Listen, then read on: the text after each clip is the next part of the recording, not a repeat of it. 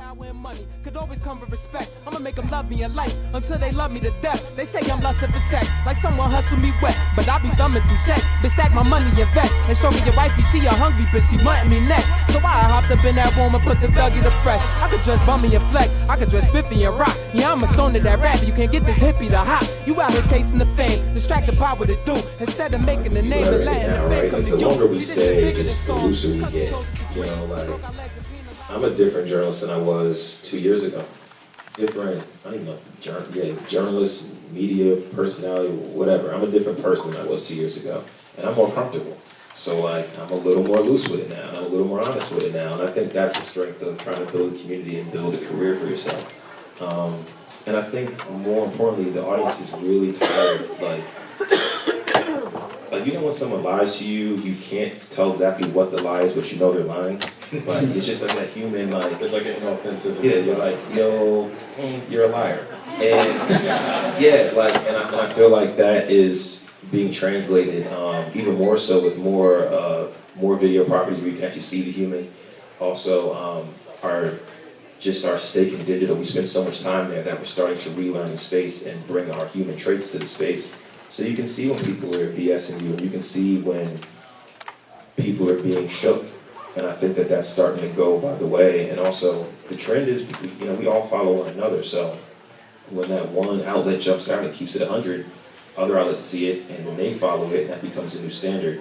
So it's really like, who's doing it? Who's going to do it, you know?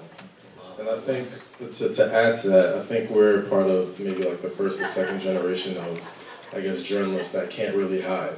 You know what I'm saying? Like, you can't, back in the day, you could write a review about an album that you heard 3 months ago, wait for it to come out to print, and then, you know, by the time that comes out, you either got to write a letter and hope that letter gets printed in the magazine, and that's what happens. Like, no, now it's like, okay, Schoolboy Q's album came out last week, you know what I'm saying? We had our initial thoughts about it, we let it sit for a while, then you get your actual review out for about it.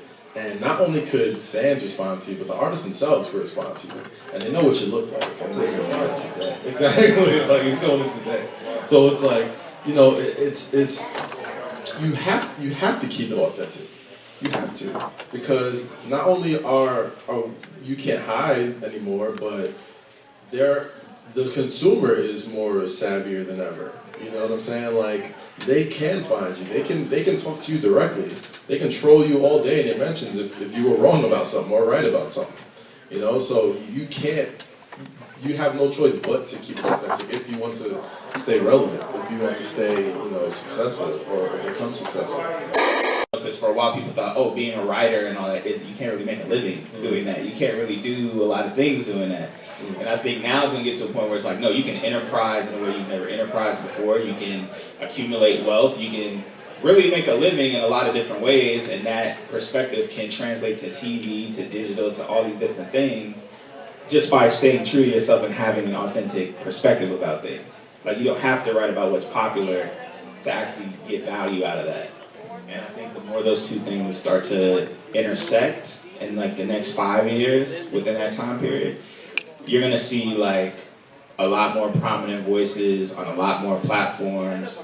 You're gonna see more of an emphasis on people caring about the culture, and like that's gonna be the thing. Like, okay, I can't step out here and have a point of view if I haven't checked myself first. Yeah. And because you're gonna have people like that to check people. Yeah, I mean, like, to add to that, like, I guess what we're trying to say to everybody who either wants to be a journalist or wants to get in this space is that, like, don't be afraid to speak your mind, but at the same time, make sure you got a rap sheet to back that up. So it's on y'all. Start vetting the people that you get your information from.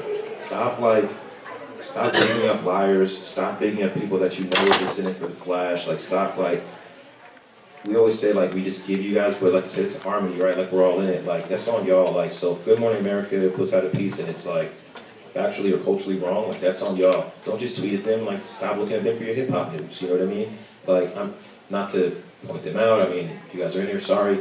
But it's like, you know, or, you know, maybe not as sorry, but, you know, like... I don't be sorry. Yeah, like... So, yeah, point you out. Don't be sorry. But honestly, man, it's on y'all to, like, start to, like, vet your sources, man. And that's in hip-hop culture in general. Like, start bigging up folks and putting them into a spotlight and then getting upset when they disappoint you. Like, yo, just be honest with yourself and think about who you're following, where you're getting your information from, who you value in this space, because whoever you value, they will get pushed to the top and they will dictate the direction of it and you can get let off a cliff.